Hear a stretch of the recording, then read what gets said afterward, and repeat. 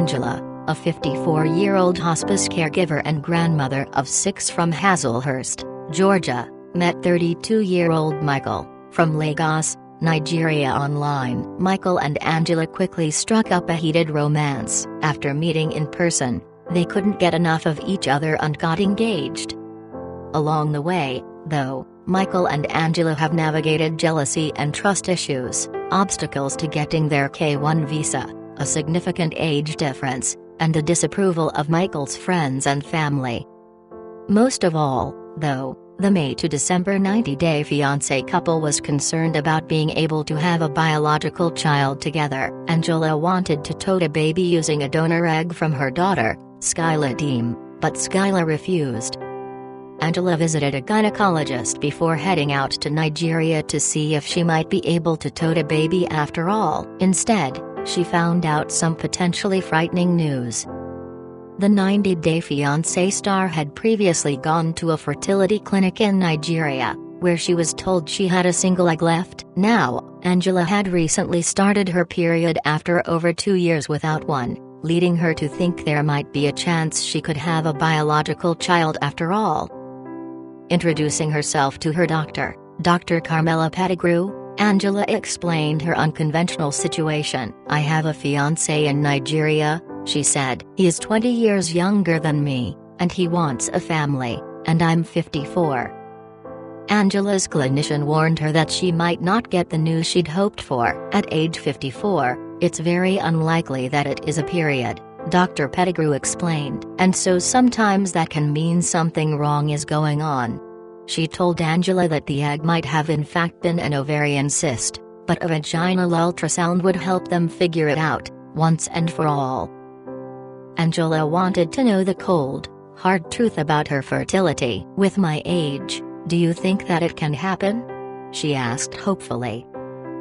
Dr. Pettigrew answered truthfully, "Honestly, at 54, it will be much more difficult physically."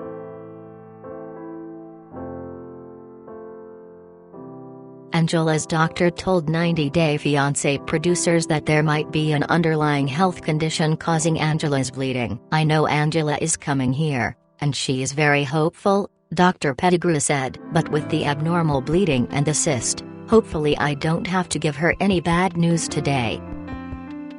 The 90-day fiancé star didn't miss the chance to crack a joke as her doctor conducted the vaginal ultrasound. "Oh, Lord, that's bigger than Michael's penis," she laughed. "I'm just kidding."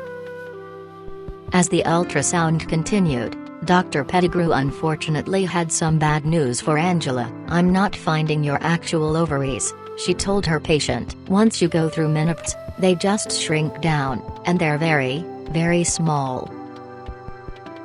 Sitting down with Angela after her ultrasound to discuss the results, the gynecologist broke the news that Angela was very unlikely to be able to get pregnant with Michael biologically. "I don't see any signs of an egg, no," she told Angela. "Your chances of getting pregnant on your own are essentially zero."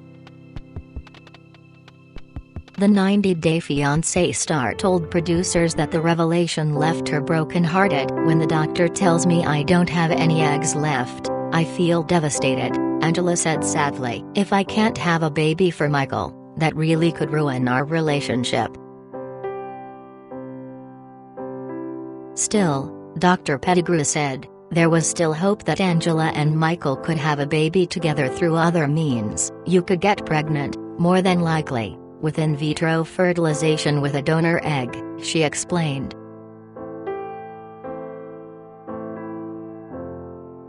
What's more, Dr. Pettigrew had yet more upsetting news to share about Angela's health. The gynecologist told the 90-day fiancé star that she had an enlarged uterus and signs of a possible uterine fibroid, which could potentially be a sign of cancer. "You do need to get an endometrial biopsy," the doctor told a serious-looking, stricken Angela. "Because when you're menopausal, and you have bleeding, the concern is that you might be growing uterine cancer. An ultrasound is not going to tell you that." Angela asked sadly, "And if that came back positive, then we wouldn't tote a baby right now, right?" "That's exactly right," her doctor agreed. While Angela tried to stay positive about the news, she admitted that the outcome of her visit terrified her. While she'd believed she was just going to talk to her doctor about her fertility, now she had a cancer scare to navigate. Here I thought my biggest worry was not to be able to tote a baby for Michael, but now my biggest worry is, I could have cancer. That's terrifying for anyone.